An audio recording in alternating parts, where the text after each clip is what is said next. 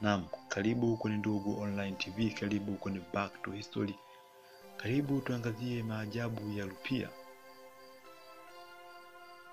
Rupia ni fedha zilizotumiwa na Mjerumani. Sarafu zake zilitengenezwa kwa kutumia madini ya shaba na fedha, kwa hiyo nyingi hazina thamani. Hata hivyo, kuna sarafu moja ambayo ilitengenezwa kwa kutumia dhahabu, na hiyo ndiyo inayotafutwa hadi hivi sasa. Sarafu hiyo ilikuwa inajulikana kama Tabora Bond. Sarafu hiyo ilitolewa mnamo mwaka 1900 na haikupata kusambaa sana kwenye nchi nyingi.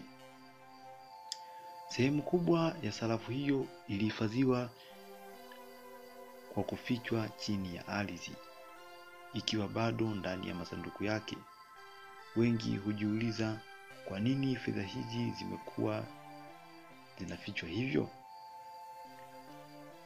Wajerumani ndio watu waliopata kuelimika zaidi, hasa karne ya 17, 18 na karne ya 19.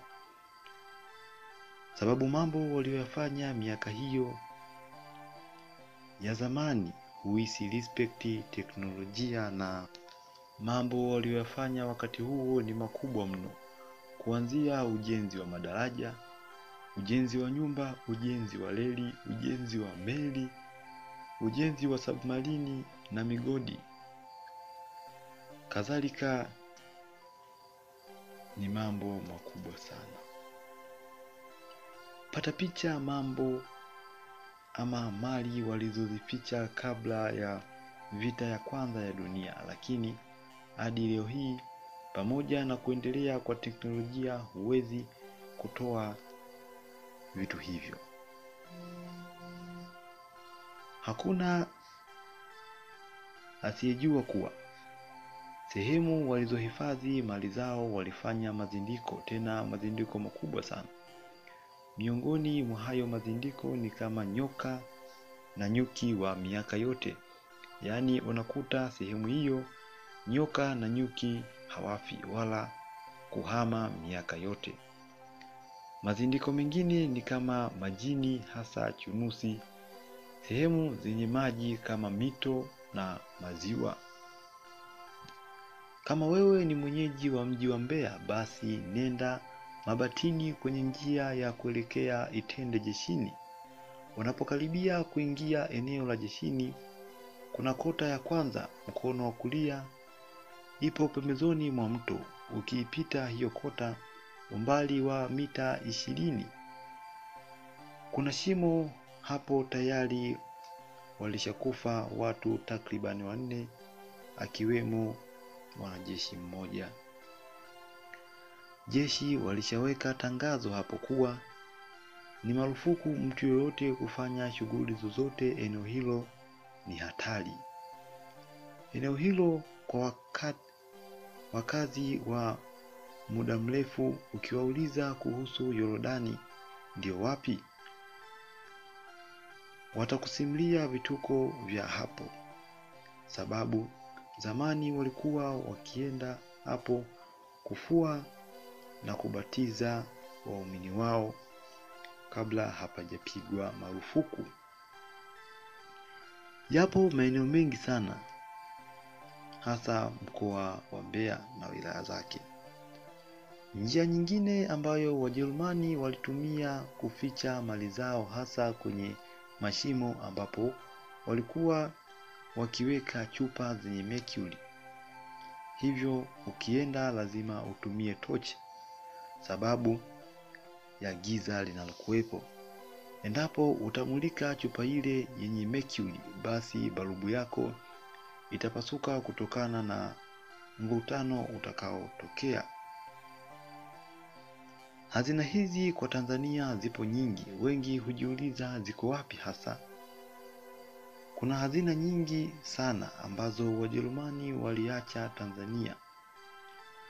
Wakati ule Msuya alipokuwa waziri mkuu, alipokuwa huko Ujerumani, aliomba apewe ramani za sehemu ambazo Wajerumani waliacha hazina hizo.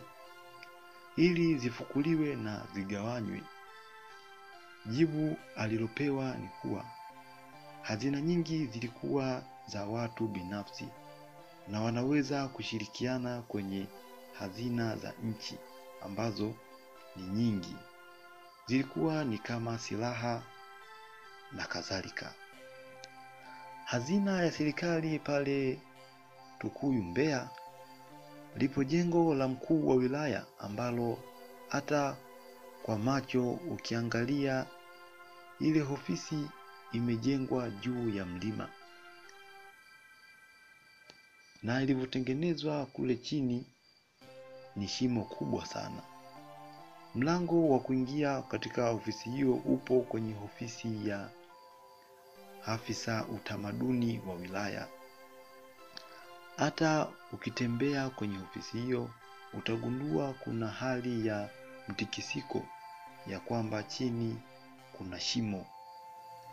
Miaka 10 iliyopita shirika moja la Ujerumani waliomba kukarabati boma la mkuu wa wilaya, na waliomba ukarabati uanzie ofisi ya afisa utamaduni. Watu wakastuka na wakamtaarifu aliyekuwa mkuu wa mkoa wa Mbeya juu ya ukarabati huo. Kiufupi ni kwamba Mwalimu Julius Kambarage Nyerere aliamua kujenga magereza, JKT na shule sehemu zote ambazo alihisi kutakuwa na hazina na madini au sehemu ambazo Wajerumani waliacha mali zao. Mwalimu Julius Kambarage Nyerere alipokwenda Marekani baada ya kupata uhuru, kilichompeleka huko ni kwenda kuomba msaada wa ujenzi wa reli tokea Dar es Salaam hadi Kaplimposhi. Lakini wengi hawajui kuwa ile tripu ilikuwa baada ya wanakijiji fulani wakishirikiana na baadhi ya maofisa wa ulinzi na usalama wakati huo walimkuta Mjerumani akiwa anatoka katika pori la Selous, akiwa ana baadhi ya madini na baadhi ya ramani. Sasa ni kwamba kwa pori la Selous ukiingilia Kibiti kwa pwani kama kilomita 200 hivi, kuna boma la zamani la Mjerumani ambalo Mjerumani huyo alitokea hapo akiwa na ramani na baadhi ya madini. Sasa kitu ambacho ni interesti sana ni kwamba alikutwa na ramani ambayo ni map survey ya reli ambayo Wajerumani walifanya kwa sababu ya kuunganisha makoloni yao yote kwa njia ya reli kutoka Ujerumani hadi Afrika Mashariki mpaka Tanganyika hadi Botswana, na baadhi ya ramani zenye kuonyesha maeneo zilipohifadhiwa mali za Wajerumani. Hivyo habari zilipomfikia Mwalimu Julius Kambarage Nyerere, akapata wazo la kujenga reli ya Tazara na akajenga shule na kambi za kijeshi mahala ambapo kulikuwa na hizo mali, lakini sio sehemu zote kwa kuwa hakupata ramani zote zinazoonyesha mali ziko wapi. Sasa katika kuhahaha kutafuta watu wa kujenga reli hiyo, Mwalimu Julius Kambarage Nyerere alienda kwa JF Kennedy aliyekuwa rais wa Marekani wa kipindi hicho. Akaenda kumuomba msaada wa kujenga reli hiyo. JF Kennedy alipogundua Mwalimu Julius Kambarage Nyerere ni kichwa, atajua nini walichoacha Wajerumani, akamwambia